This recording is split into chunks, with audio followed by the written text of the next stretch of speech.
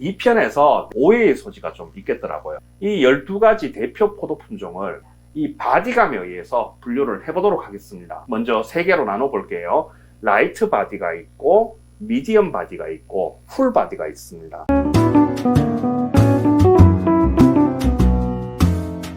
안녕하세요, 와인강입니다. 오늘 레드와인 품종 마지막 3번째 시간이 돌아왔습니다. 오늘은 신세계에서 주로 재배되는 품종에 대해서 한번 알아보겠습니다.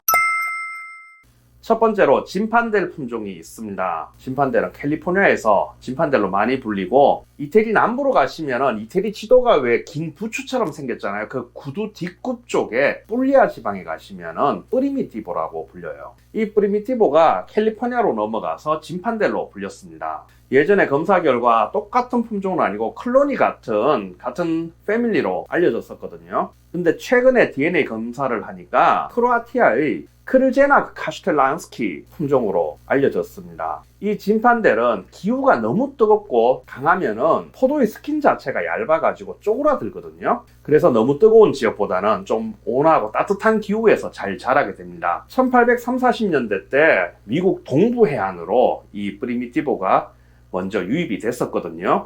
1848년, 49년 캘리포니아에서 금강이 발견되면서 모든 사람들이 캘리포니아로 몰리는 골드러시가 있었잖아요. 그때 미국 동부에서 이 캘리포니아 쪽으로 진판델이 유입이 되었고, 그 후 20세기 초반까지 캘리포니아 전역에서 널리 재배되면서 잘 정착되었습니다. 이 진판델 포도 품종으로 당연히 드라이한 레드와인도 만들지만은 침용 시간 조절을 통해서 포도 껍질에서 흘러나오는 이 컬러의 시간을 조절함으로 해서 또 감미가 있는 로제 와인으로 많이 만들기도 합니다. 캘리포니아에서는 화이트 진판델로 불립니다. 이 화이트 진판델은 일반 드라이한 레드와인보다 생산량이 월등히 많거든요.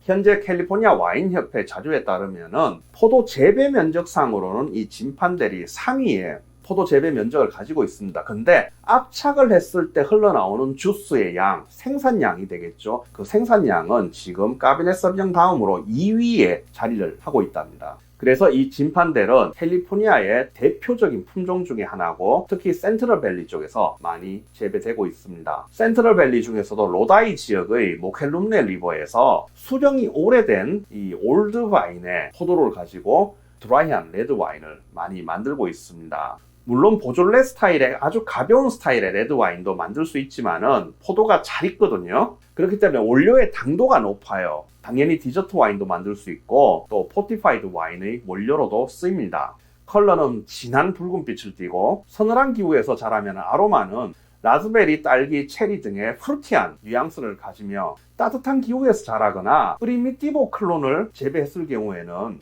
블랙베리, 블랙페퍼, 계피, 정향, 아니면 검은색 껍질을 가진 야생 베리류의 향이 참 좋은 포도 품종입니다. 바디감은 라이트 바디부터 미디엄 플러스 바디감까지 다양하게 생산할 수 있습니다. 제가 25년 전에 독일에서 와인 경영학 유학할 때, 유학 초기 시절에 이제 와인을 저도 배워야 되잖아요. 그러면 이런저런 와인을 다양하게 맛봅니다. 근데 이 이태리의 프리미티보 만두리아, 프리미티보 와인을 제가 오픈을 했었거든요. 근데 그 향에서 갑자기 우리나라의 대추차 같은 향이 확 올라오는 거예요. 계피 정향향이 난다 그랬잖아요. 그러다 보니까 이 갑자기 향수병에 울컥해가지고 그 와인을 와인 잔에 따르지도 않고 병 나발을 불면서 원샷을 했던 기억이 있거든요. 그래서 제 개인적으로는 이 프리미티보 와인이 참 정감이 가요. 1999년부터는 유럽연합 와인법에 의해서 이 프리미티보와 진판델을 같이 표기할 수가 있습니다. 뿔리아 지방에서는 프리미티보 디 만두리아, 이 만두리아 지역의 프리미티보가 가장 많이 알려진 지역 중에 하나거든요. 근데 이 프리미티보 와인들이 미국으로 수출할 때 미국 사람들이 프리미티보 이름을 잘 모르잖아요. 그래서 진판델로 표기를 해서 수출을 한다고 하더라고요. 15년 전에 저도 와인을 수입을 할 때 독일 슈페트부르군더가 피노누아거든요. 근데 한국에서 슈페트부르군더라는 이 명칭을 잘 모르니까 저도 레이블을 피노누아로 변경을 해서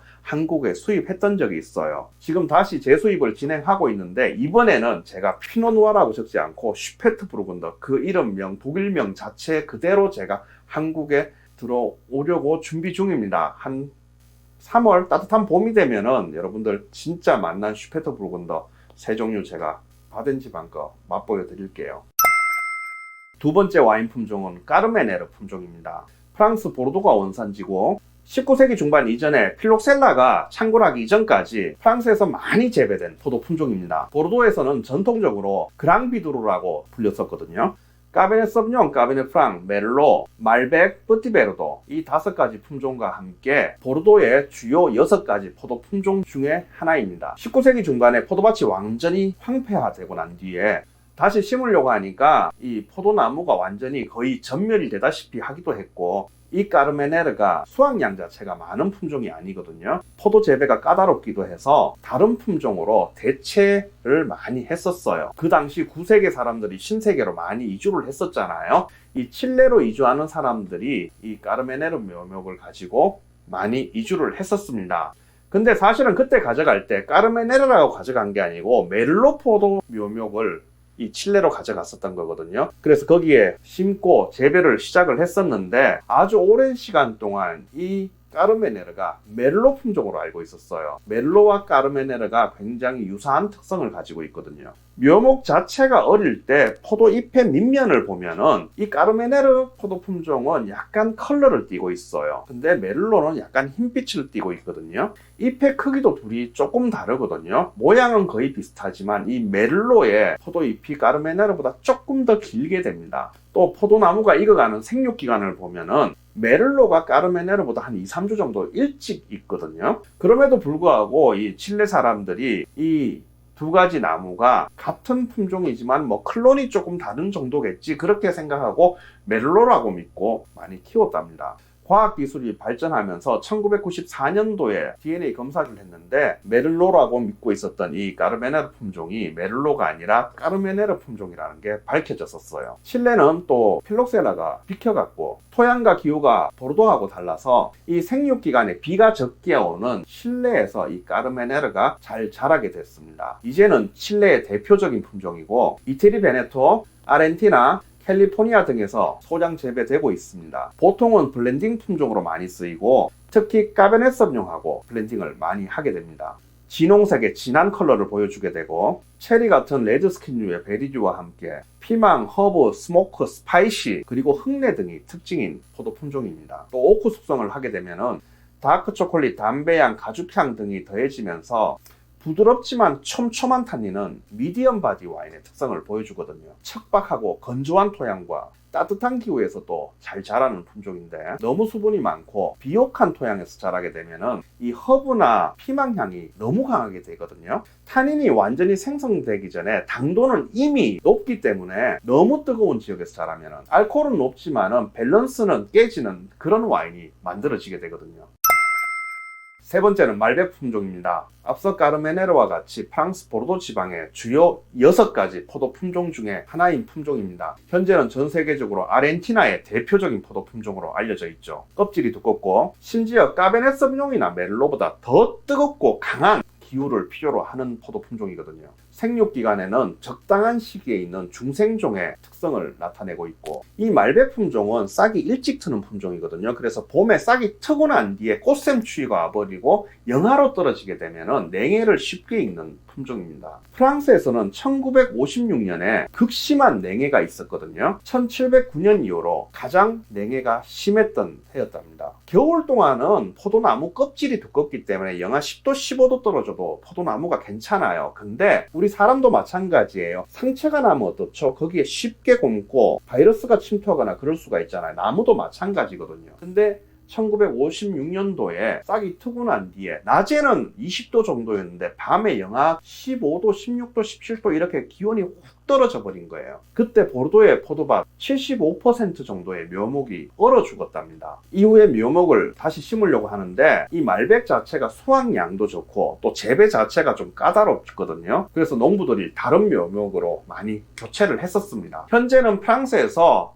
남서부죠. 남서 프랑스 재배 지역에서 특히 까호우 마을에서 진한 컬러의 또 탄닌이 굉장히 강한 드라이한 말백 와인을 만들고 있습니다. 이 말백 품종은 꼬트, 오세로와 프레삭 이렇게 다른 이름으로도 불리기도 합니다. 까호우 지역에서 이 까호우 AOC를 쓰려면 최소한 70% 이상의 말백을 사용해야 되고, 멜로나 따나 품종은 최대 30%까지 블렌딩을 할 수 있습니다. 진한 잉크색에 또는 보랏빛이 감도는 진한 검붉은색을 보여주고, 플럼양 같은 진득한 베리류 아로마가 강렬한 타닌과 함께 강건한 스타일의 와인을 보여주거든요. 멜로나 까베네 소비뇽하고 보통 블렌딩을 하거든요. 그렇게 되면 이제 보르도 스타일의 와인이 양조가 되겠죠. 루아르 지방에 가시면은 까베네 프랑이나 가메 품종하고 또 블렌딩을 하기도 하거든요. 말백은 2016년 기준으로 52,233헥타르가 재배된다고 합니다. 그중 아르헨티나가 44,101헥타르 재배 면적을 가지고 있답니다. 프랑스에서는 또 6,100헥타르가 재배되고, 칠레에서도 6,100헥타르가 재배된다고 합니다. 그 다음 미국에서는 1,610헥타르가 재배되고,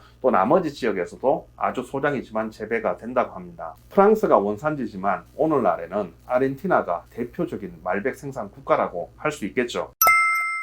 자, 마지막으로 네 번째 포도 품종입니다. 가메. 19세기 중반까지 프랑스에서 많이 사랑을 받았던 호이니시 품종과 피노누아의 자연 교배종이거든요. 풍부한 수확량으로 보졸레와 마코네, 루아르밸리에서 14세기부터 오랫동안 사랑을 받은 포도 품종이에요. 전파남질이나 석회암 토양에서 잘 자라는 포도 품종이고, 또는 돌이 많은 토양이나 점토질 토양에서 잘 자라는 조생종 품종입니다. 또 일찍 싹이 트는 포도 품종이어서 봄에 꽃샘추위가 오면은 냉해에 약하기도 합니다. 고도가 높거나 아니면 북쪽 지방에서 잘 자라고, 수확량 자체도 중상급인 포도 품종이거든요.